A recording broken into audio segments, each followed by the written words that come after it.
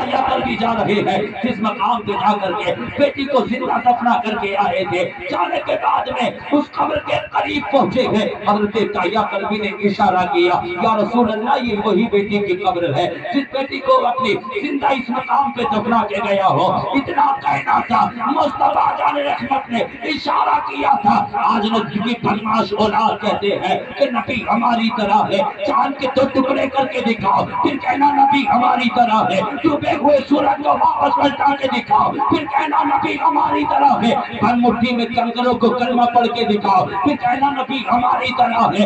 ارے تم جس گلی سے گزر جاؤ برسوں تک بدبو نہیں جاتی ہے، اور آقا جس گلی سے گزر جائے آج تک ان مدینے کی گلیوں سے خوشبو آ رہی ہے۔ نعرے تکبیر، نعرے رسالت، مسلک اعلیٰ حضرت، مسلک اعلیٰ حضرت۔ آج بھی خوشبو آ رہی ہے، اور اللہ کی عزت کی قسم ممبر پہ بیٹھ کے میں سچ بول رہا ہوں، اب سے تقریباً میں 6 یا 7 8 مہینے پہلے مدینے گیا تھا۔ قسم خدا کی جن گلیوں سے گزر کے ہم جاتے تھے نا، ایسا لگتا تھا جیسے کہ ان گلیوں سے آج ہی مصطفیٰ علیہ رحمت گزرے، آج بھی خوشبو سے مہک رہی ہے۔ اور کئی مقامات ایسے ہیں کہ جہاں پر آج بھی خوشبو مہکتی ہے۔ ہاں، غلاموں کے مقامات جو میرے مصطفیٰ کے بالکل قریب رہے، ان غلاموں کے قبروں کے قریب سے بھی آج بھی خوشبو مہکتی ہے۔ کتنی شان والے نبی، کتنی عظمت والے نبی، تیری گدھے جیسی صورت، بندر جیسی تیری صورت، ابے تنویر جیسی تیری صورت، کتے جیسی تیری صورت میرے نبی کے چہرے سے مقابلہ کرتا ہے۔ خبیث، مردود، عیار، مکار، غدار، نالائق، کھٹمل تو میرے مصطفیٰ کے چہرے سے مقابلہ کرتا ہے۔ آقا تو نور ہے اور نور سے مقابلہ کرتا ہے۔ ابے یار پہلے اپنا چہرہ آئینے میں صحیح طریقے سے دیکھ، تو کہتا ہے نبی ہماری طرح ہے۔ ارے اگر سچے دل سے، اگر دل سے تو مصطفیٰ کے غلام کا چہرہ بھی دیکھے گا تب بھی غلام کے چہرے کی طرح تیرا چہرہ بھی نہیں ہو سکتا۔ اس لیے ان کے غلاموں کے چہرے بھی مہکتے ہیں، چمکتے ہیں، چمکتے ہیں۔ اس لیے وہ کسی اور کے ترانے نہیں گاتے، وہ تو مدینے والے آمنہ کے لال کے ترانے گاتے ہیں، ترانے گاتے ہیں۔ تبھی تو اعلیٰ حضرت نے ان کے پاس بیٹھنا حرام، اعلیٰ حضرت نے بتایا ان کے پاس بیٹھنا بھی حرام، ان سے بات کرنا بھی حرام، ان سے بولنا بھی حرام ہے، ان کا کھانا بھی حرام، ان کا پینا بھی حرام، اور ان کے قریب سے گزرنا بھی حرام ہے۔ سن لینا کہیں ایسا نہ ہو تمہارے کپڑے پہ ان کا کپڑا ٹچ ہو جائے۔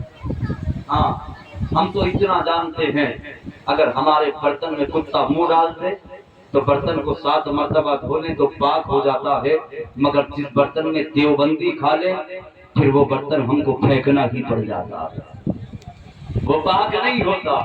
ہم تو اتنا جانتے ہیں کتا منہ ڈال دے تو 7 مرتبہ دھوتے ہیں تو پاک ہو جاتا ہے، اور وہابی منہ ڈال دے تو ساری زندگی کے لیے ناپاک ہو جاتا ہے۔ ہم تو اتنا جانتے ہیں۔ یہ ہمیشہ یاد رکھنا، تجھ سے اور جنت سے کیا، مطلب وہابی دور ہو، ہم رسول اللہ کے، جنت رسول اللہ کی۔ آقا فرماتے پہنچے قبر کے قریب، میرے مصطفیٰ جان رحمت نے قبر کی طرف اشارہ کیا، قسم خدا کی اشارہ کرنا تھا، قبر پھٹی، بچی باہر نکل کے آ گئی۔ سبحان اللہ، بولے ارے بولو، ہاں جھوٹا بیان تھوڑی ہے، سچا بیان سنا رہا ہوں۔ ہاں، قبر سے نکل کے باہر آ گئی، جانتے ہیں کیسے آ گئی؟ بات بتا دو نا، تو میرے مصطفیٰ نے اعلان نبوت کیا، سنتے چلیں، بات بتا دو، کوئی ماننے کے لیے تیار نہیں۔ ابو جہل کہتا ہے مصطفیٰ جھوٹا، محمد جھوٹا ہے، یہ کہتا ہے میں اللہ کا آخری نبی ہوں، اللہ کا آخری پیغمبر ہوں۔ ہاں، یہ کہتا ہے کہ مرنا ہے، مرنے کے بعد زندہ ہونا ہے، جھوٹ بولتا ہے۔ ہاں، جھوٹ بولتا ہے، جانتے ہو نا۔ حبیب یمنی یمن کے رہنے والے جو ابو جہل کا دوست، ابو جہل کے دوست تھے نا، ابو جہل کے دوست पार्टनर शादी भी थे। हाँ, इसने खत लिखा, हकीम भी थे, वो तभी भी थे। खत लिखा, खत में लिखा, यार ये खत मैं तेरे पास बहुत इमरजेंसी दो चाह रहा हूँ। कहा मेरा एक मक्के की सरजमीन पर अब्दुल्ला के घर में एक मोहम्मद नाम का बच्चा पैदा हुआ, दुनिया में आया, और वो कहता मैं अल्लाह का आखिरी नबी हूं, आखिरी पैगंबर हूं। वही कहता कि मरना है, मरने के बाद फिर जिंदा होगा। खत लिखा, कहा यार देर मत कर, जल्दी आ जा। खत पहुंचा, वापस आ, हबीबी अम्मी।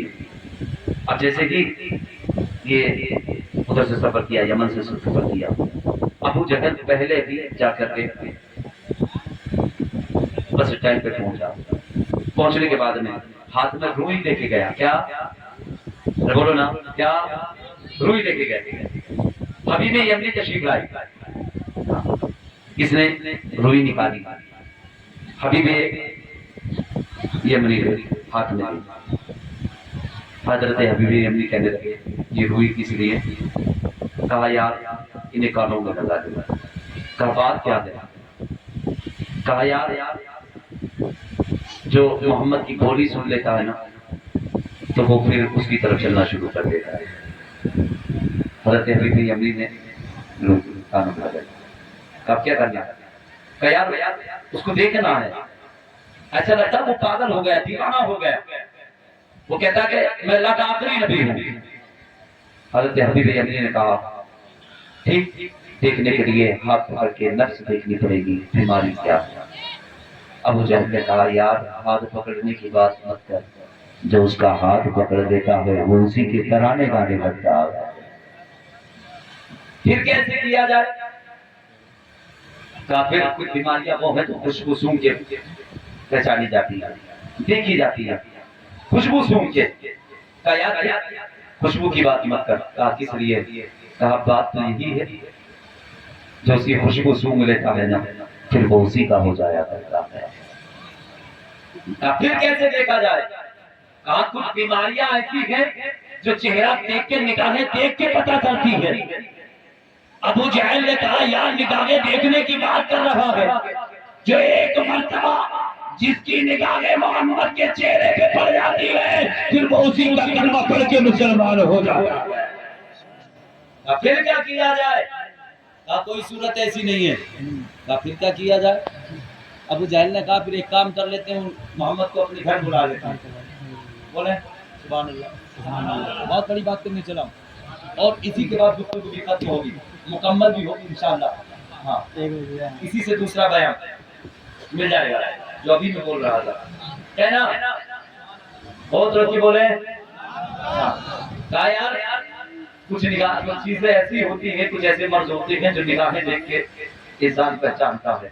उसने कहा यार निगाहें देखने की बात मत कर, जो एक मर्तबा मोहम्मद का चेहरा देख लेता है वो उसी का कलमा पढ़ देता है। फिर क्या किया जाए? मुझे ने कहा चलो एक काम करते, मोहम्मद को अपने घर बुला लेते हैं। किरण बोले किरण अपने घर बुला लेते हैं। क्या बात तो सही है, ठीक है। हजरत हबीबी अम्मी को लेकर के अबू जहल अपने मकान पे पहुंचा। जितने बड़े कुफार सबको अपने घर पे जमा कर दिया। हाँ, वो तो बादशाह सारे लोग जमा हैं। और ये लेकिन इन्होंने पहले कर ली कि जब मोहम्मद घर के अंदर दाखिल हो तो कोई भी इस्तकबाल के लिए खड़ा नहीं होगा, ताज़ीम के लिए खड़ा नहीं होगा। खत लिखा, फला दिन मोहम्मद आपको हमारे घर आना है। हमारे आवाज आनी चाहिए, हमारे पीछे वाले भी कहे हमारे। मुझे उम्मीद है कि इंशाअल्लाह आप इस मजमे से एक नारा नहीं, मुझे लगेगा कि इंशाअल्लाह कई सारे लोग खड़े होकर नारा लगाएंगे। और बड़ी बात करने चला। हाँ, ये वो भी कान खोल के सुन ले जो बिस्तरों पे घर पे आराम फरमाए। कौन? जो नबी को अपनी तरह कहते हैं, कान खोल के सुन ले। वो भी कपड़े का इंतजाम, खत लिखा गया। जानते हो ना, मेरे मुस्तफा के जहन में ख्याल आया कि मोहम्मद यकदम अबू जहल के घर ابھی یہ خیال آیا ہی تھا اتنے میں رب نے جبریل امین کو بھیج دیا، سبحان اللہ، کہ جبریل جا میرے محبوب کو میرا پیغام پہنچا دے، اور محبوب سے کہہ دینا کہ محبوب تو نے ابھی سوچا ہی تھا، اس سے پہلے رب تیرا ذکر عرش پر فرشتوں سے کروانے لگا ہے، تیری باتیں تو عرش پہ ہو رہی ہے، تو محبوب اگر کل ابو جہل کا ہے تو قدم میرے محبوب کا ہے، گھر میرے محبوب کا ہے، اگر کل ابو جہل کا ہے تو آمد میرے محبوب کی ہے۔ قسم خدا کی یہ پیغام لے کے جبریل امی سدرۃ المنتہا آئے ہیں، یہ پیغام آ کر کے سنایا، پھر مصطفیٰ جان رحمت نے اپنا قدم بڑھایا، ابو جہل کی گھر کی طرف جا رہے ہیں، جانتے ہو وہاں پر عتبہ موجود ہے، شیبہ موجود ہے، ابو جہل موجود ہے، بڑے بڑے کفار لوگ موجود ہیں، وہاں پر اکٹھا ہے، میٹنگ لگی ہوئی ہے، مجمع اکٹھا ہے، وہاں پر حضرت حبیب یمنی بھی موجود ہے۔ نوجوانوں جیسے ہی میرے مصطفیٰ ابو جہل کے دروازے پر پہنچے، قدم رکھا، آپ جانتے ہو ادھر باتیں ہو رہی تھی، اگر محمد آئے تو کوئی بھی محمد کی تعظیم کے لیے کسی کو کھڑا نہیں ہونا ہے۔ رب کائنات نے جبریل امی سدرۃ المنتہا کو بلایا اور بلا کر کے کہا تھا کہ دیکھ میرے محمد کی تعظیم کے لیے ابو جہل کہہ رہا ہے کوئی تعظیم کے لیے کھڑا نہیں ہونا ہے، کسی کو تعظیم کے لیے کھڑا نہیں ہونا ہے، کسی کو محمد کے استقبال کے لیے کھڑا نہیں ہونا ہے۔ جبریل جا اپنے ساتھ اور بھی فرشتے لے کے چلا جا، تو ابو جہل کے پیچھے کھڑا ہو جانا اور ہر ایک کے بیٹھنے والے کے پیچھے ایک ایک فرشتہ کھڑا کر دینا، جو محمد کی تعظیم کے لیے کھڑا نہ ہو اس کا کان پکڑ کے کھڑا کر دینا۔ ابھی ادھر آقا تشریف لے کے جا رہے ہیں، ابو جہل کا گھر ہے، مصطفیٰ کے قدم ہے، آقا کی آمد ہو رہی ہے، مصطفیٰ نے قدم رکھا، سب ایک دوسرے کو دیکھ رہے تھے، کوئی تعظیم کے لیے کھڑا نہیں ہوا۔ حضرت جبریل امی سدرۃ المنتہا نے ابو جہل کا کان پکڑا ہے، کھڑا کر دیا ہے، عتبہ نے دیکھا کھڑے ہو گئے، شیبہ نے دیکھا کھڑے ہو گئے، جیسے ہی دیکھا کہ ابو جہل کھڑا ہو گیا تو سب کو کھڑا ہونا پڑ گیا، اور جیسے ہی آقا گئے تشریف لے کر کے گئے، یہ مصطفیٰ کی شان گھٹانا چاہتے تھے، مصطفیٰ کی شان کو گرانا چاہتے ہیں، مگر میرا رب اپنے محبوب سے اتنا پیار کرتا ہے کہ نورانی فرشتے بھیج دیے ہیں تو محبوب کی تعظیم کے لیے کھڑا نہ ہو، اور فرشتہ اس کا کان پکڑ کے کھڑا کر دینا، تو کھڑے ہو گئے۔ آقا تشریف فرما ہے، آقا فرماتے ہیں بیٹھتے کیوں نہیں ہو، جانتے ہو بیٹھتے کیوں نہیں ہو، کان پکڑ کے جبرائیل نے نیچے مارا، ابو جہل زمین پہ گر گیا ہے، اب آقا تشریف فرما ہے، مصطفیٰ فرماتے ہیں کس لیے بلانا ہوا، کس لیے تم نے اپنے مکان پہ بلایا ہے، اب جانتے ہو حضرت حبیب یمنی کہتے ہیں کہ آپ اللہ کے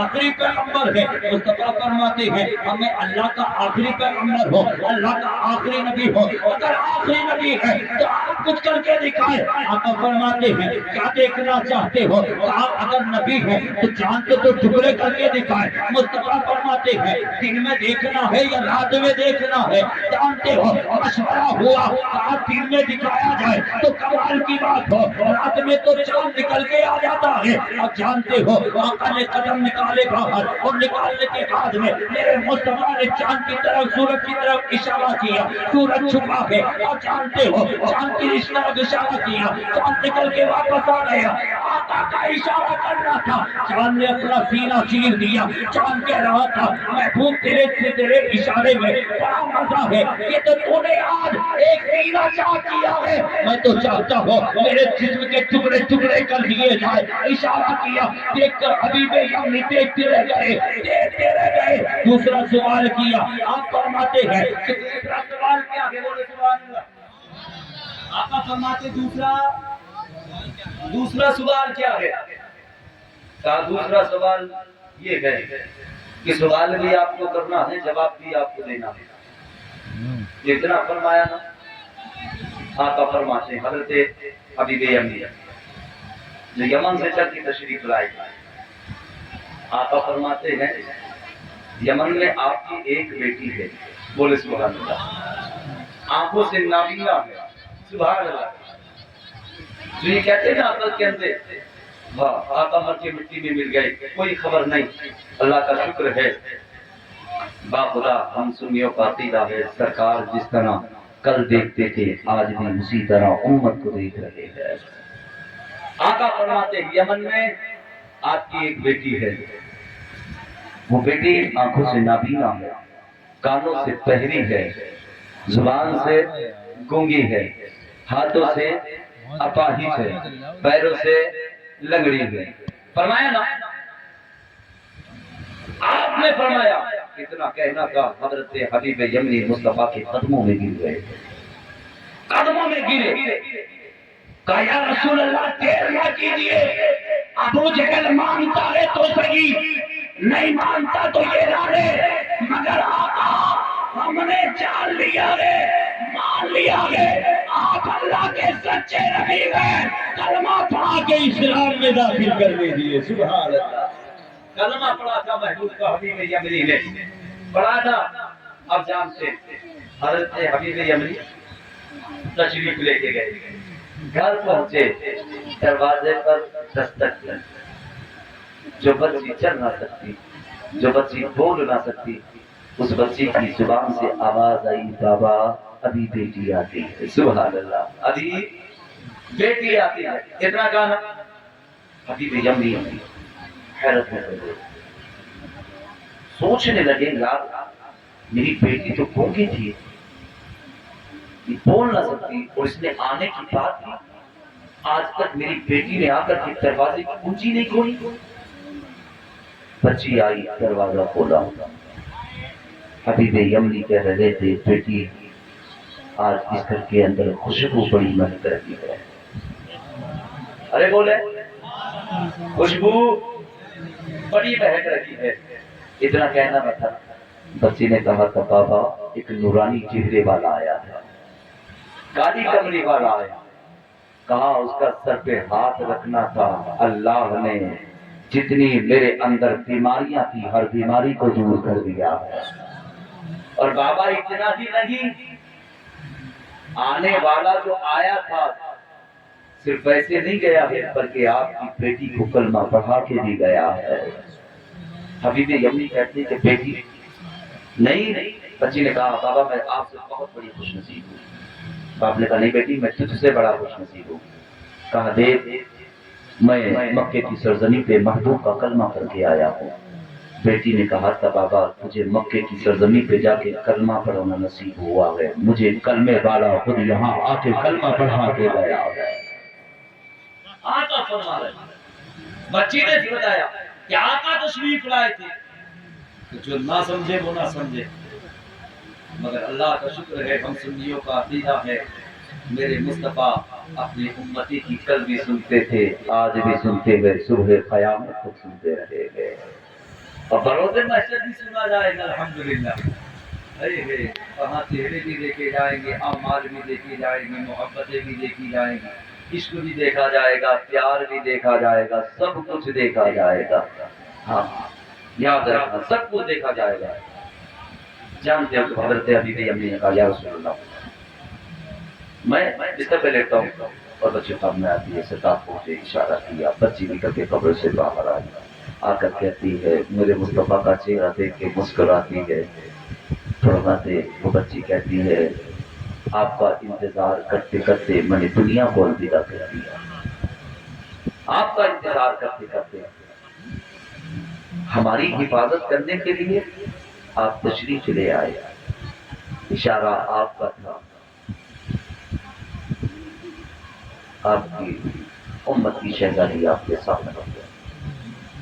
آقا فرماتے ہیں بیٹی آج اس باپ نے اپنی خطاؤں کی معافی مانگی، اسے رب نے بھی معاف کر دیا ہے، محبوب خدا نے بھی معاف کر دیا ہے، اس نے بیٹی میرا کرنا پڑ دیا ہے۔ بیٹی آج مجھے تیرا باپ لینے آ گیا ہے، بیٹی آج اپنے باپ کی خطا کو معاف کر دے۔ بچی نے کہا تھا یا رسول اللہ میں اس ظالم باپ کو معاف نہیں کروں گی۔ سرکار فرماتے بیٹی کس لیے؟ کہا اس باپ سے پوچھا جائے میں نے کب اس سے کھلونوں کا سوال کیا تھا، کب میں نے اس سے لباس کا سوال کیا، کب میں نے اس سے بستر کا سوال کیا، کمبل سے کھانے کا سوال کیا، یا رسول اللہ میں اس باپ کو معاف نہیں کروں گا، معاف نہیں کرنا۔ سرکار فرماتے بیٹی معاف کر دے، جب میرے پیدا کرنے والے رب نے معاف کر دیا تو بیٹی تو بھی معاف کر دے۔ کہ یا رسول اللہ جب آپ بات کی آپ کی آ گئی ہے تو سرکار صرف میں آپ کے لیے اپنے باپ کو معاف کر رہی ہوں۔ معاف کیا۔ سرکار فرماتے ہیں بیٹی اب یہ باپ تجھے گھر لے کے جانا چاہتا ہے، واپس ساتھ چلی جائے۔ بچی نے کہا تھا یا رسول اللہ آپ نے معاف کے لیے بولا، میں نے معاف کر دیا، مگر میں اس بات کی گھر دوبارہ نہیں جاؤں، دوبارہ نہیں جانا ہے۔ کہا کس لیے؟ سرکار فرماتے ہیں اب یہ تجھے بیٹی کی طرح پیار کرے گا، بیٹی کی طرح تجھے سینے سے لگا کے رکھے گا۔ جو ایک باپ اپنی بیٹی کو پیار دیتی ہے یہ باپ تجھے ویسا ہی پیار دے گا۔ بچی نے کہا تھا مجھے اس کے پیار کی ضرورت نہیں ہے، مجھے جتنا پیار مجھے رب کی رحمتوں کا مل رہا ہے اتنا پیار مجھے میرا باپ بھی نہیں دے پائے گا۔ رب کے یہاں جتنا پیار مجھے رب کی رحمتوں کا پیار جتنا مل رہا ہے اتنا پیار مجھے میرا باپ بھی نہیں دے پائے گا۔ قسم خدا کی جب بیٹیوں نے صدا لگائی تو عبداللہ کے آنگن میں اللہ نے محمد رسول اللہ کو دیا۔ اپنا کے آنگن میں آقا کا آنا تھا، اعلان ہو گیا اب کوئی بیٹی آنکھوں سے آنسو نہ بہائے، کوئی بیٹی غم نہ منائے، کوئی بیٹی اپنے چہرے پر اداسی نہ لائے۔